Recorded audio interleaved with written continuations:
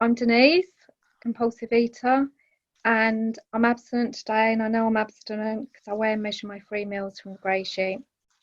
I write them down, I commit them to my sponsor.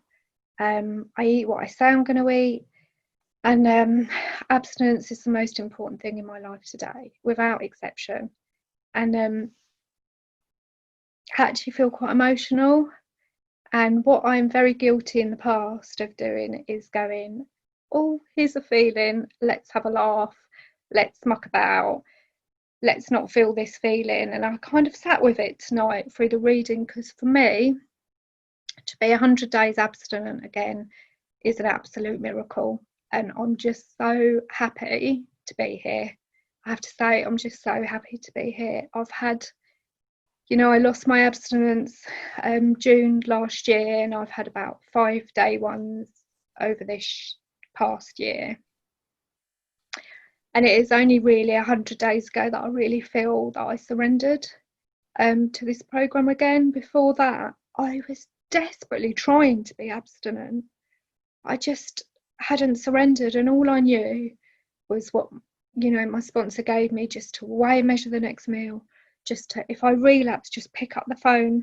If I hadn't picked up the phone before, but if I picked up 2 hours later and phoned someone, I'll weigh and measure the dinner if I relapse at lunch, and just keep here. And that's what I did. And when I came to fellowships, I'm aware there's someone quite new on the meeting. I don't know if there's anyone else counting days, but do you know what?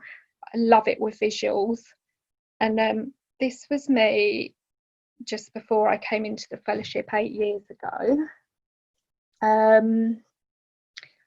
And I'll do you another one. This was me when I was right at the beginning of the fellowship.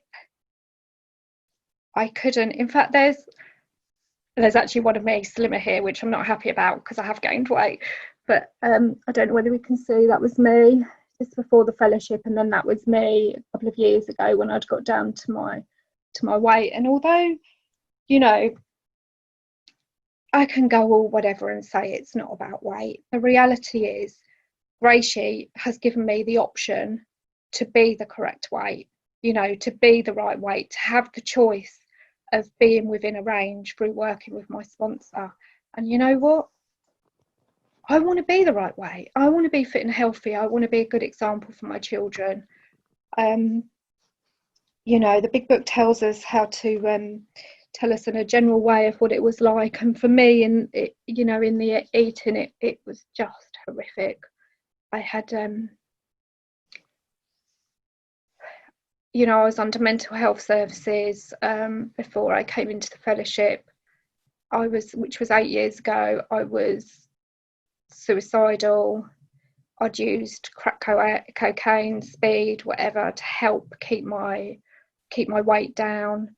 And I got addicted to those as well. I had a gastric band that I then continued to binge through and ended up in emergency surgery having it removed.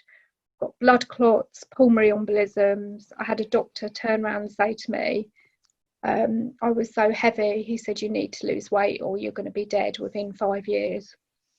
And I knew all of that. My back was in a terrible state. I was in crutches. The first time I ever went to the London meeting, I couldn't get into the London meeting because the lift was broken and I couldn't get downstairs, because there's some stairs to go down. And, I was dying. Physically, I was dying, but emotionally and spiritually as well.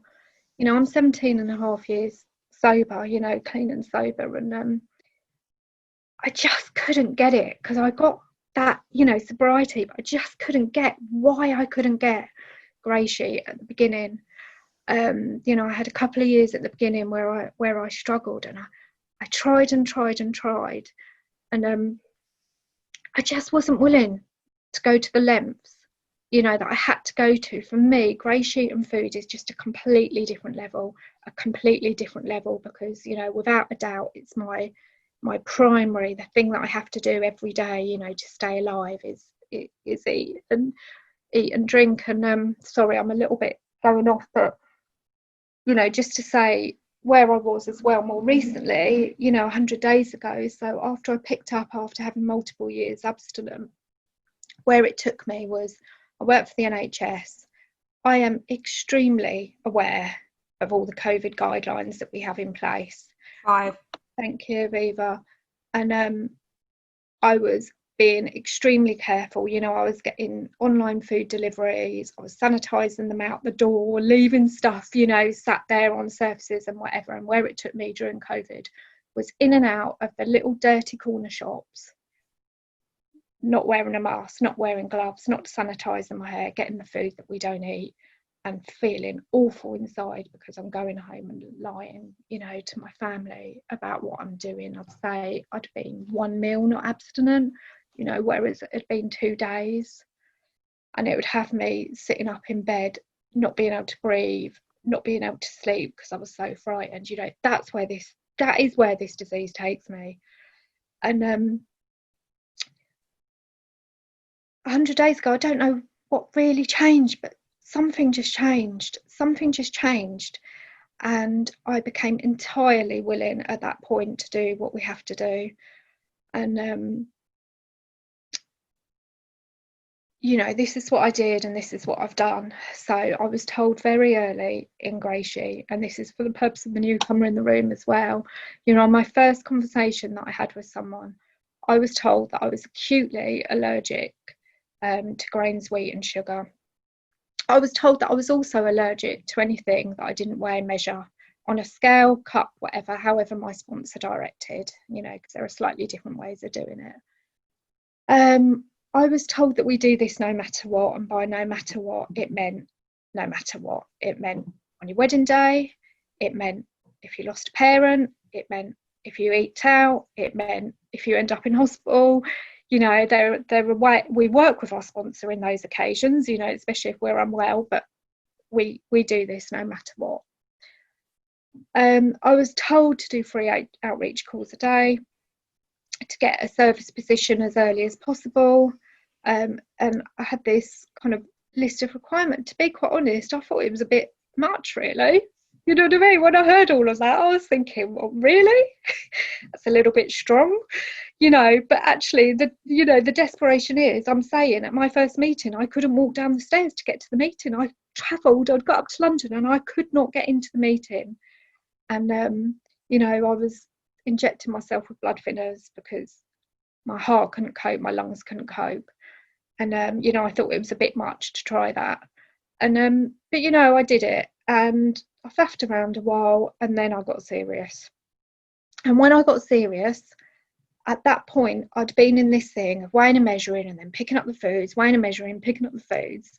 And it was hard to get abstinent because I'd put that first thing, that drug into my body that, that set off the obsession and the compulsion to get more. And I can remember in desperation, I changed sponsor again and I got a new sponsor.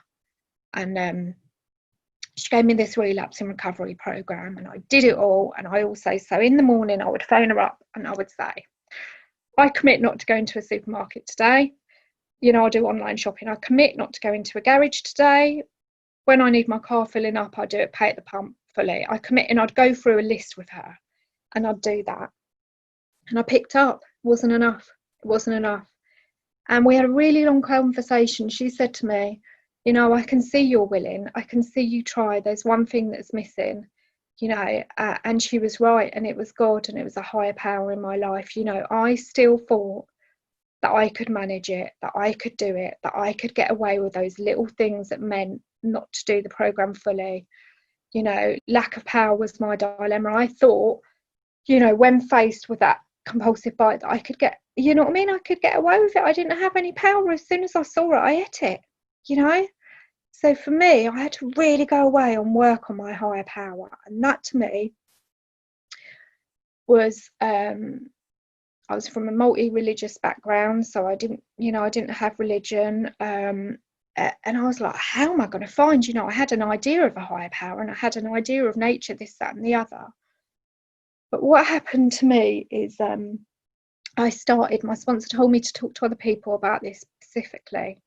And I spoke to other people, and different things were said to me. Have a God box, you know, when you're driving along and you see those beautiful birds of prey where I live, you know what I mean, and you see and you connect that, that's a moment where you're free, you know what I mean, you're free from food and whatever, and you see that you wouldn't have seen that before, and start collecting those. And I did those, and what I got through working this program and through the discipline of weighing and measuring, from in the morning doing a gratitude list, looking at the day ahead, praying, meditating, checking myself through the day, starting to work with a sponsor on the steps as well. Go on, Aviva, I can see you acknowledge. Is somehow, you know, I got that power, and that power to me is so simple, as it is, you know, as it says in We Agnostics in the big book, you know, somewhere deep down within me, you know, there's God, and that's how it sits with me. It's in my gut feeling, you know, absolutely. So one day I ended up in the supermarket. I'd committed in the morning that I wasn't going to a supermarket, and I ended up in the supermarket. And I don't know, I had to get some wrapping paper. So of course I went to the supermarket, you know, my illness took me there. And I stood there, and there was a row of stuff we don't eat and the wrapping paper. And my gut feeling came in. I know I've shared this with people loud and clear, get out of there, Denise. And you know what? At that moment, I had the power and the choice to listen to God, and I got out of there. And that to me was an absolute miracle. And it might sound so little to some people, but it was like I had been shown the evidence that this worked, you know, tapping into that power. So, you know, along the way, where I am now, the last 5 minutes, what it's like for me now. I've had some amazing experiences, you know, being abstinent in GreySheet, joyous celebrations of other people, you know, like I said, the weddings, whatever, amazing experience. And that might sound odd, but looking after my mum in her last few years of life, being able to care and be there for her, and the amazing times we had together during that time as well, which sounds bizarre, but you know, sitting for hours in chemo gives you a lot of talking time and a lot of special one-to-one time, you know. And I've had all sorts of experiences that have been incredible, and it's given me a life, you know, that means that I am free of the bondage of eating. My God, you know, just that thing of being able to enjoy myself. So I, you know, of course I have difficult times, that's life, but being able to get up and experience, and a massive thing for me actually is the relationships side of things that I've had with all sorts of people, friendships that I've been able to form within the fellowship with people that I never thought I'd, you know what I mean, I wouldn't have picked in a million years outside of, you know, outside of the fellowship, but we have that connection. But with my children is a big area for me, because although, you know, I'm 17 and a half years sober, really my sobriety started in GreySheet and after I'd gone through the steps, and when I was truly cleared, you know, through going that process of action, you know, writing it down, sharing it with someone else, doing amends, all that process is when I really started to become, you know, to feel free and build on my relationships with my kids. And it's something that I really struggle with. I get very impatient, all my defects come out. But, you know, through that process, and I talk about this a lot, you know, in the evening when I do my inventory, if I've been short with my children or not given them enough attention, they go on the morning list. So in the morning, you know, when I do my prayer inventory and I look at the day ahead, I can plan, right, I can commit to doing 20 minutes with Rosie playing a game, me and her on our own, or walk around the park or something like that. That is the stuff that is so, so important to me. I missed all of that. My eldest daughter, you know, she talks about me when she can remember me using food, and it was horrific. And you know, she'd never know where her food items, you know, her food items would disappear. Stole money from her, stole food off her. It was horrific. And for me, this is like a massive thing of the program, and just being able to be service, you know, to the program, and to be able to start sponsoring again, which I've done recently, just brings me so much joy to be able to be of service. Thank you, Aviva. Is that 15? Yeah.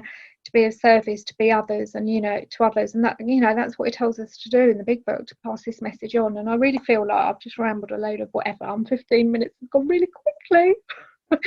But it does, doesn't it? But yeah, wishing you all another abstinent day, and yeah, I'll leave it there no matter what.